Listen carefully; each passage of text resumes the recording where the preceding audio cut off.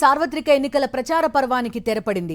June 1న Lok Sabha ఎన్నికల తుది దశ ఓటింగ్ జరగనుండగా సాయంత్రం 6 గంటలతో ప్రచారానికి గడువు ముగిసింది. 8 రాష్ట్రాల్లోని 57 స్థానాలకు ఎల్లుండి పోలింగ్ నిర్వహించనుంది ఈసీ. జూన్ 4న ఓట్ల లెక్కింపు చేపట్టి సార్వత్రిక ఎన్నికల ఫలితాలు విడుదల చేయనుంది. సార్వత్రిక ఎన్నికల ప్రచార పర్వానికి తెరపడింది. జూన్ 1వ తేదీన లోక్సభ ఎన్నికల తుది దశ పోలింగ్ జరగబోతోంది. పూర్తి డీటెయిల్స్ అందిస్తారు మా కరెస్పాండెంట్ వెంకటేష్. లైవ్ లో సిద్ధంగా ఉన్నారు.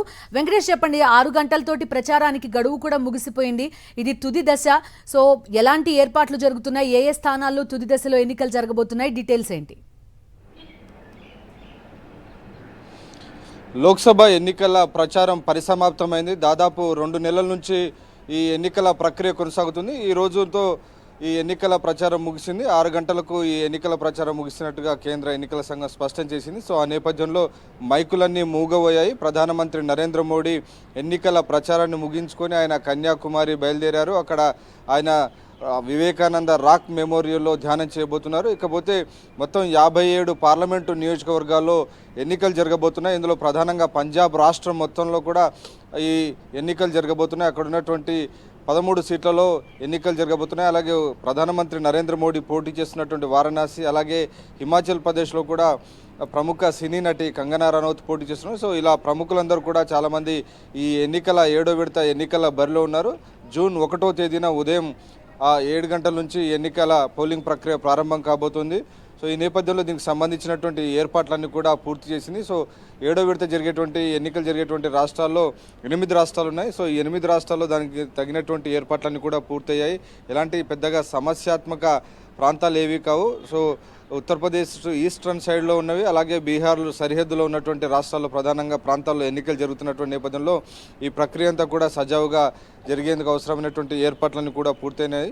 అలాగే ఈ మొత్తం 57 సీట్ల కానీ 904 మంది అభ్యర్థులు పోటీ పడుతున్నారు. అత్యధికంగా పంజాబ్లో 323 మంది అభ్యర్థులు పోటీ పడుతున్నటువంటి పరిస్థితి. సో ఈ ఎన్నికల్లో మెజారిటీ సీట్లు గతంలో బీజేపీ గెలుచుకుంది. సో ఈసారి కూడా బీజేపీ గట్టి ప్రయత్నమే చేసింది. ఆ నేపథ్యంలో బీజేపీ 6వ విడత 7వ విడత జరిగినటువంటి ఎన్నికల్లో ఎక్కువ సీట్లను గెలుచుకునేందుకు అవసరమైనటువంటి కసరత్తు అయితే ప్రధానంగా చేసింది. సో ప్రధానమంత్రి నరేంద్ర మోడీ ప్రచారాన్ని ముగించుకుని ఒకవైపు ఆయన ధ్యానం వైపు మళ్ళగా హోంమంత్రి అమిత్ షా ఆంధ్రప్రదేశ్ తిరుపతికి వస్తున్నారు. ఈ రాత్రి ఆయన తిరుపతి చేరుకొని రేపు శ్రీవారి సేవలో పాల్గొనబోతున్నటువంటి పరిస్థితి. సో మొత్తానికి దాదాపు 2-3 నెలల నుంచి హై వోల్టేజ్లో ఎన్నికల ప్రచారం కొనసాగింది. ఈ రోజుతో 6 గంటలతో ఈ ఎన్నికల ప్రచారానికి తెరపడడంతో ఇక జూన్ 1న పోలింగ్ ప్రక్రియ ముగియబోతుంది. జూన్ 1 తర్వాత జూన్ 4న కౌంటింగ్ జరగబోతున్నటువంటి నేపథ్యంలో సో కౌంటింగ్ రోజున ఎవరెవరి భవితవ్యం ఏంటనేది తేలిపోయేటువంటి అవకాశం ఉంది.